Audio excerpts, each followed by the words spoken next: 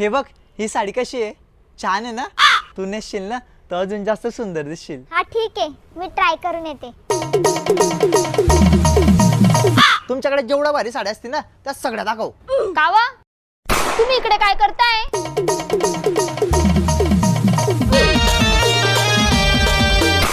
साड्या घेतोय. कोणासाठी?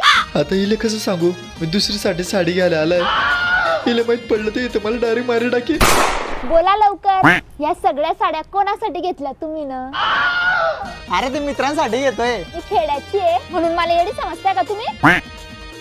तुमचे मित्र आहेत चांगले, पण मी नाही त्यांना आतापर्यंत साडी घाली संग फिरताना पाहिलं नाही.